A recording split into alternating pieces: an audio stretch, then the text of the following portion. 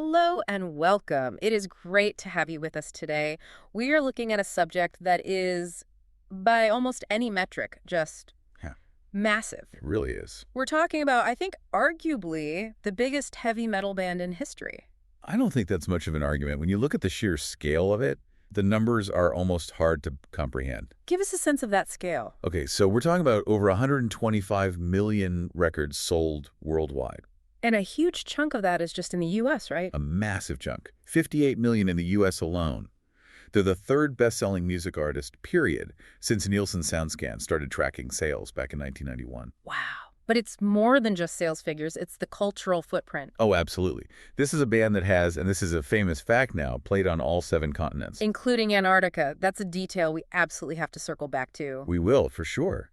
But our whole, mission today is to really explore that entire journey. How do you go from a garage in Los Angeles to playing in Antarctica? We need to look at the lineup changes, the tragedies, the stylistic shifts that lost them some fans but gained them millions more. And the controversies, there are a lot of those. A lot of controversies. It's all part of the story. And that story starts in a very specific place and time. We're in Los Angeles, late 1981. Exactly. And it starts with one person, really, a drummer named Lars Ulrich. He wasn't originally from the U.S., was he? No, he was a Danish kid, a tennis player, actually, who moved to California and, got bit by the heavy metal bug. So in late 81, he places an ad in a local paper. It was called The Recycler. I love these old classifieds. They're like little time capsules. Do we know what it said? We do. The text read, "Drummer looking for other metal musicians to jam with Tigers of Pantang, Diamond Head, and Iron Maiden." That is a very, very specific list. That's the core of the new wave of British heavy metal. It's a statement of intent, really. And that's what made the connection. A guitarist and vocalist named James Hetfield saw that ad and answered it. And they met up and started the band. Well, almost. It's a bit more complicated. Ulrich, see, he was a bit of a hustler. Even though he didn't technically have a band yet, he had already talked to Brian Slagle, the founder of Metal Blade Records. Wait, he got a recording opportunity before he even had a band? He did. He asked Slagle if he could record one song for a new compilation album, Metal Massacre. And Slagle said yes. Slagle said yes. Yeah. So Ulrich had this opportunity, but he urgently needed the band to go with it. So he and Hetfield officially formed the group on October 28th, 1981. Okay, so the core is there, but they need a name. And this is one of my favorite little bits of rock lore because it shows Lars's strategic mind at work from day one. It is classic Ulrich, a perfect example of his business instincts. He had a friend, Ron Quintana. Right. And Quintana was starting a fanzine. He's brainstorming names, and he ran a few of them by Lars for his opinion. And what were the choices on the table? The two main options were Metal Mania or Metallica. And you can just imagine Lars hearing the word Metallica. And a light bulb just goes off. He immediately knew that was the name he wanted for his band. But he played it cool. He didn't let on. Not at all. He just casually suggested to Quintana, I think you should use Metal Mania for the fanzine. Which of course left Metallica wide open for him to take. And he did. Incredibly shrewd. So the band is formed. They have this amazing name. But the lineup we know today wasn't set in stone. That early period was pretty volatile. Extremely volatile. A revolving door, really. They were hunting for a very specific sound. What did they call it at the time? Hetfield initially called it power metal. The term thrash metal hadn't been coined yet. That came a few years later, in '84, when a journalist used it to describe an Anthrax song. So back in '81, '82, they were just trying to find guys who could play fast and aggressive. And they went through a few guitar players. They did, before they landed on Dave Mustaine for lead guitar. And the story there is that Hetfield and Ulrich weren't just impressed by his playing. What else was it? His gear. They saw his expensive equipment and figured he was serious. That's a very practical consideration. Always. So with Mustaine in the band and a bassist named Ron McGovney, they started playing shows. But the rhythm section, it just wasn't clicking. Something was missing. Something big.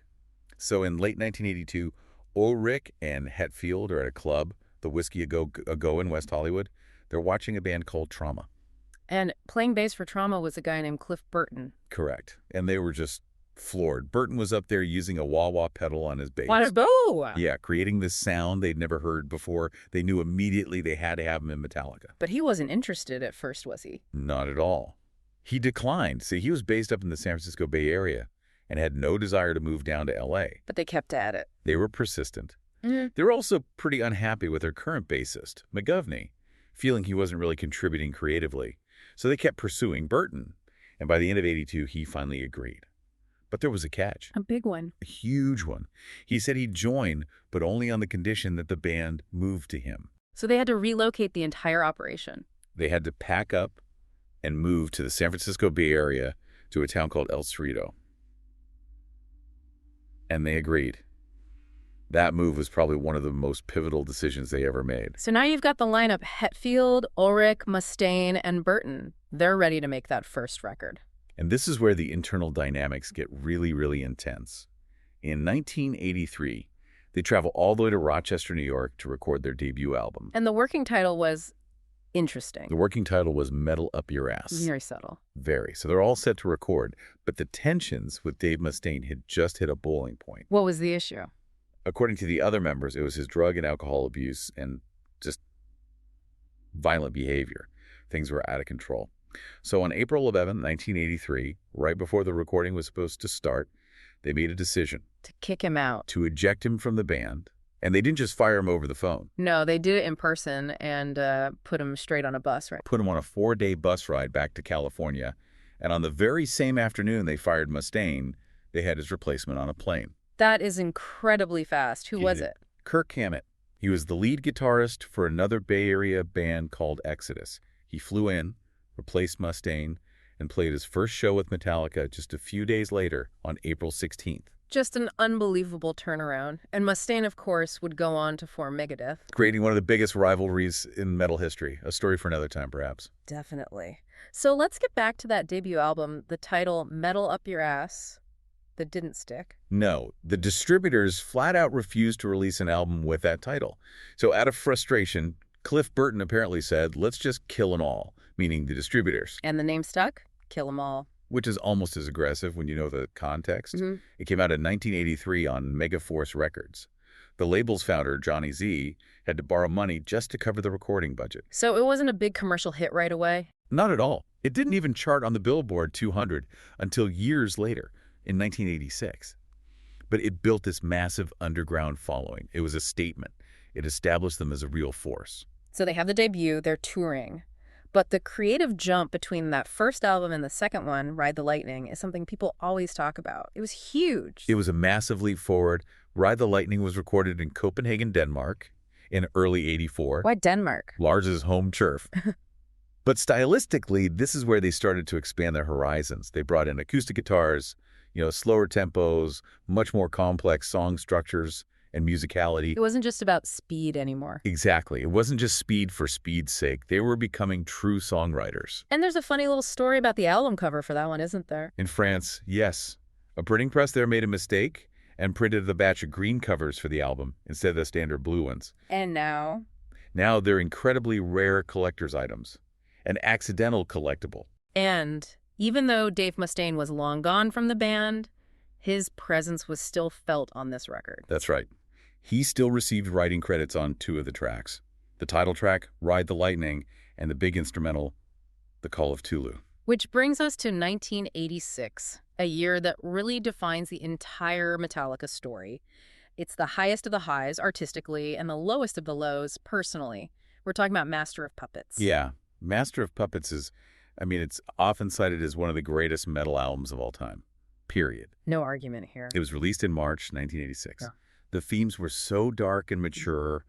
Control, manipulation, drugs, war, rage. It was a huge step up. And commercially, it was a breakthrough. It was their first album to be certified gold. Yeah. And they weren't just a big underground band anymore. They were touring with Ozzy Osbourne. Opening for Ozzy in arenas, that's a huge step up in exposure. A massive audience. But that tour wasn't without its own problems. James Hetfield actually broke his wrist skateboarding. So he couldn't play guitar. He could still sing, but he couldn't play. So his guitar tech, John Marshall, had to step in and play rhythm guitar for a chunk of the tour. That's a theme that will come back later, but let's stay in 1986. After the Ozzy tour, they head to Europe for their own headlining tour, the Damage Inc. tour. And this brings us to September 27, 1986. This is the date, the moment that changed everything for them. The band was on their tour bus, traveling through Sweden, And the members, they were unhappy with the sleeping arrangements on the bus. The bunks. Yeah, the bunks weren't great. So they decided to draw cards to see who got first pick. And Cliff Burton won the draw? He did. He pulled the ace of spades, and he chose to sleep in Kirk Hammett's bunk for the night. And then, around sunrise, near a town called Derarp, the bus driver lost control. The bus skidded off the road, supposedly on a patch of black ice, and it overturned. Ulrich, Hammett, and Hetfield survived? They did. They had minor injuries, but they were okay. But Cliff Burton, he was partially thrown from the window, and the bus landed on top of him. He was killed instantly. I can't even imagine the scene. Hetfield's description of it is just, it's heartbreaking. He remembers walking down the road in his socks and underwear, screaming at the bus driver, looking for this patch of ice that the driver claimed caused the crash. Just pure shock and rage. Losing a member like that, especially someone as musically vital as Cliff Burton, it must have felt like the end of the band. It absolutely could have been. But after some time, the 3 remaining members decided that Cliff would have wanted them to continue. They got the blessing of his family, too. They did. And with that, they began the unbelievably difficult task of finding a new bassist. They auditioned a lot of people for that spot. Around 40 bassists, yeah. The most famous one who tried out was probably Les Claypool, a childhood friend of Kirk Hammett's, who would later form Primus. But they didn't go with him. No, they thought his style was a little too funky for what they were doing. They eventually chose Jason Newsted, who was in a band called Flotsam and Jetsam. So Newsted gets the gig of a lifetime, but his welcome into the band wasn't exactly warm. No, it was the complete opposite. The band was still deep in their grief, and a lot of that came out as anger. And a lot of that anger was directed at Jason. The hazing. The hazing was relentless. As a so-called initiation, they tricked him into eating a ball of wasabi.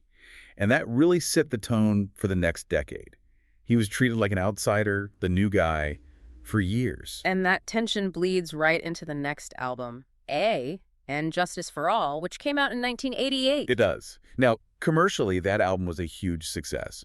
It reached number 6 on the Billboard 200, their first top 10 album, but it is infamous for its production. You're talking about the bass guitar. Or the complete lack of it. The bass is almost totally inaudible on the final mix of the album. It's been a massive point of contention for Newsted and fans for decades. The drums also have a very distinct sound on that record. The very thin, clicking sound. But despite all the production quirks, the album just elevated them to another level. This was also the era when they finally gave in and made their first music video. They did. For the song One. For years, they'd refused to make videos. But for this one, they did something clever. They bought the rights to the 1971 film, Johnny Got His Gun, so they could use footage from it directly. Which avoided a lot of licensing headaches. And it was a huge hit on MTV, a really powerful, somber video that stood out. And then came the 1989 Grammy Awards. This is a legendary moment in music history. It really is. They were nominated for the brand new category, Best Hard Rock Metal Performance. Metallica was the absolute heavy favorite. Everybody assumed they were going to win. They were apparently waiting right off stage to go up and accept it. They were. They were ready. The presenter opens the envelope. And says the winner is Jethro Tull. Jethro Tull. For their album Crest of a Knave, it's still considered one of the biggest upsets in Grammy history. The members of Jethro Tull weren't even at the ceremony. Their manager had told them not to bother coming because they had no chance of winning. Just unbelievable. But they rebounded from that pretty quickly. As they headed into the 90s, they decided to make a massive change. They brought in a new producer, Bob Rock. And this was a huge deal. Bob Rock was known for producing bands like Bon Jovi and Mötley Crüe, the kind of slick, commercial hard rock bands that Metallica's early fans and even the band themselves sort of looked down on. So hiring him was a signal. A huge signal that they were aiming for something different, something bigger, more polished. And the recording process for that self-titled album, which everyone just calls the Black Album, was a nightmare. It was absolutely grueling. It cost $1 million to make, which was a huge sum back then. The stress and the conflict with Bob Rock were so intense that it reportedly contributed to the end of the marriages of both Kirk Hammett and Lars Ulrich. And musically, they changed course. Completely. They simplified the song structures. They slowed the tempos way down. The whole focus shifted from being fast to just being incredibly heavy. And whatever the personal cost, the result was undeniable. Oh, completely. It debuted at #1 in 10 different countries. It has sold 16 million copies in the US alone. It's the best-selling album of the entire SoundScan era. It turned them from the biggest metal band in the world into one of the biggest bands in the world, A period. global pop culture phenomenon. And they launched a massive tour to support it. But in 1992, tragedy, or at least near tragedy, struck again, this time on stage in Montreal. This was on that huge co-headlining tour with Guns N' Roses. During the song Fade to Black, James Hetfield got disoriented by a change in the pyrotechnics setup. And he walked right into it. He walked directly into a 12-foot pyrotechnic flame. A 12-foot flame, that is just terrifying to even think about. He suffered second and third-degree burns to his arms, face, hands, and legs. Jason Newsted describes seeing his skin literally bubbling. Just horrific. But somehow he came back. Incredibly, he returned to the stage to sing just 17 days later. He couldn't play guitar, so John Marshall had to step in again. But he was there, singing. That resilience is just a constant theme with them. They just keep going. So as we move into the mid-90s, the band changes again. We're entering the load and reload era. This is 1996 and 1997. And the very first thing that the old school fans noticed wasn't the music. It was the hair, It was the hair. They cut their hair short. which was a huge deal in the metal world. It was seen as a massive betrayal by some. They completely overhauled their image, they changed their classic logo, and musically they shifted again. They started leaning into hard rock, blues, even alternative influences. They even headlined Lollapalooza in 96. Right, which was the premier alternative rock festival at the time. Yeah. It was another clear signal that they were moving away from their pure metal roots. And the artwork for those albums was, well, it was unconventional. To put it mildly, the artwork was done by an artist named Andre Serrano. And what was it made of? For Load, the cover image was a mixture of bovine blood and semen pressed between two sheets of plexiglass. Right.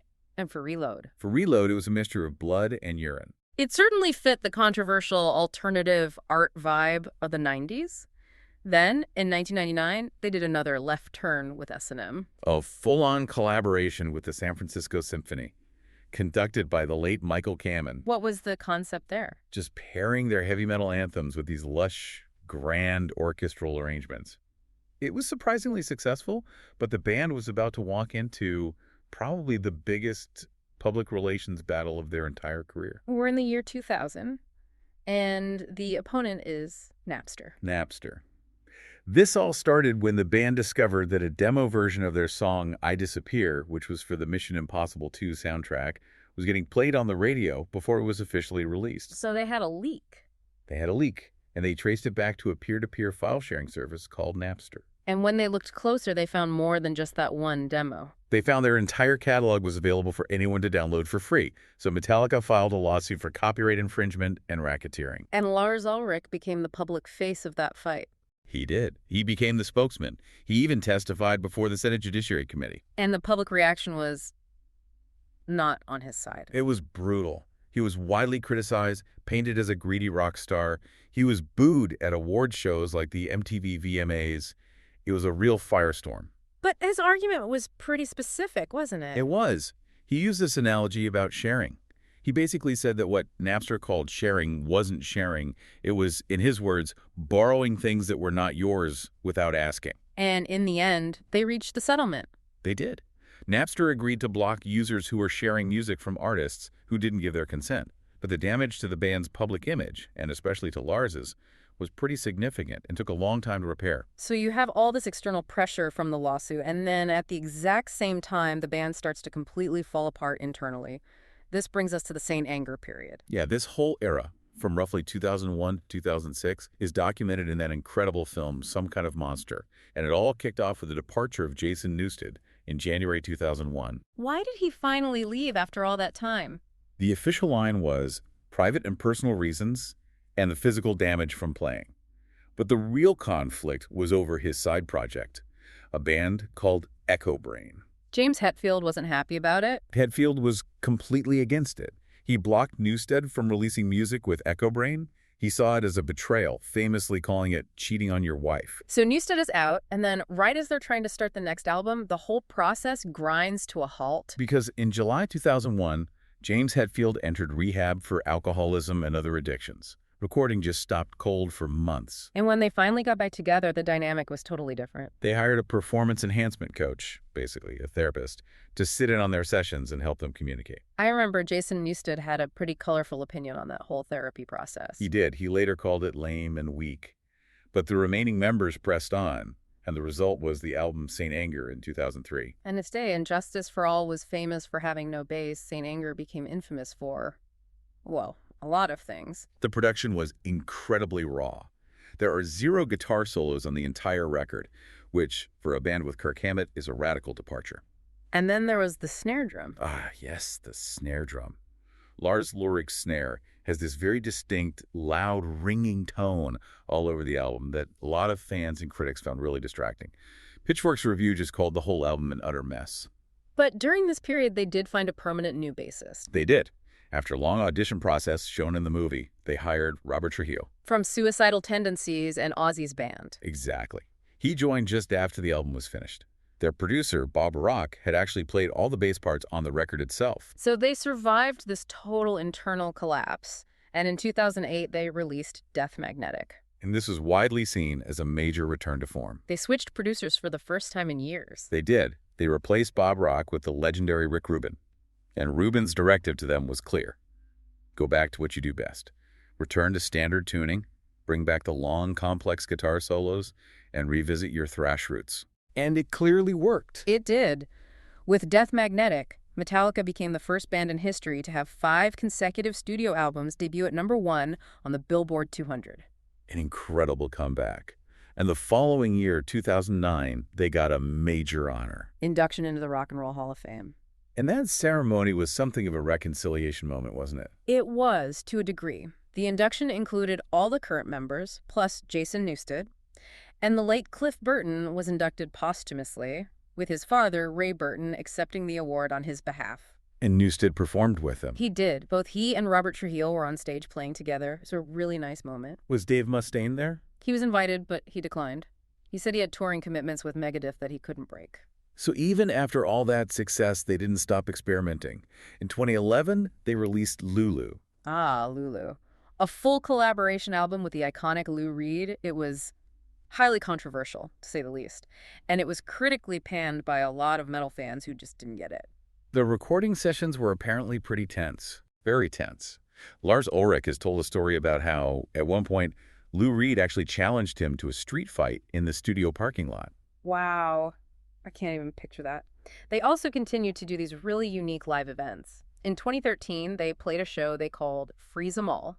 In Antarctica. Yeah. They played a show for a small group of scientists in a dome at a research base, and by doing that, they officially became the first and only band to have played on all 7 continents. Just another record to add to the list. Then we get Hardwired to self-destruct in 2016. That was released on their own independent record label, Blackened Recordings, and no surprise, it debuted at #1, continuing their streak. And that brings us to their most recent album from 2023, 72 Seasons. Yeah, that one came after a pretty long gap, which was partly due to the pandemic. The title and the concept are really interesting. What's it about? Hetfield explained that it refers to the first 18 years of your life. 18 times 4 seasons is 72 seasons. And the idea is that those first 18 years are what form your true self or your false self. And the rest of your life, your adulthood, is spent either reenacting or trying to break free from those first 72 seasons. A very therapeutic concept. And they launched a massive tour for it. The M72 World Tour is scheduled to run all the way through 2026. Before we move on to their legacy, we should mention their philanthropy. That's become a big part of what they do now. It has. In 2017, they started the All Within My Hands Foundation. It focuses on things like workforce education, fighting hunger, and providing disaster relief. They've donated millions to causes like World Central Kitchen after natural disasters. Okay, let's talk about the band's legacy and dynamics. One of the biggest moments for the entire genre was when the Big Four finally played together. That was in 2010. Metallica, Slayer, Megadeth, and Anthrax, the 4 founding fathers of American thrash metal, all shared the same stage for the very first time. And that was so significant because of all the history there. It was about burying a lot of hatchets, celebrating the genre they all helped build together. It was a huge moment for the fans. Speaking of hatchets, those interband feuds are a huge part of the Metallica story. The one with Dave Mustaine is the biggest. It's a tension that has lasted for decades. all about his firing and disputes over songwriting credits. There have been these moments of reconciliation like that Big Four tour, but then new disputes will flare up again over reissues or interviews. It never seems to fully go away. And there was also a long-running rivalry with Mötley Crüe. Oh yeah, that goes way back to the early 80s in LA. There have been accusations from Metallica about them using backing tracks, and you'll still see social media spats pop up between Lars or James on one side and Nikki Sixx, Tommy Lee on the other. And finally, their cultural impact goes so far beyond just the albums. It's massive. They had their own Guitar Hero video game. They've done collaborations with Fortnite. They released that Metallica Blacklist tribute album. That's the one with all the covers. Exactly. You had artists as wildly different as Miley Cyrus, Elton John, and the classical cellist Yo-Yo Ma all covering their songs. It just proves how strong the songwriting is, that it can be interpreted in so many different ways and still work. It's really been an incredible journey to trace, all the way from that little ad in the recycler to booking stadium tours into 2026. It really is an unbelievable story of survival and evolution. We have covered so much ground today. It's just fascinating to see how a band can endure so much tragedy, internal conflict, massive shifts in the musical landscape, and still somehow remain at the very top. It goes back to that idea of resilience we talked about, and a willingness to adapt. I want to leave our listeners with one final thought to consider. We think of Metallica now as this giant commercial entity, but think about the paradox at the heart of their story. A band that built its name on anti-establishment, anti-corporate speed metal became the biggest commercial force in the history of rock music. So the question is, in a genre that is obsessed with the idea of selling out, did Metallica survive because they were willing to alienate their core fans to follow their own instincts, or did they survive in spite of it? Thanks for listening.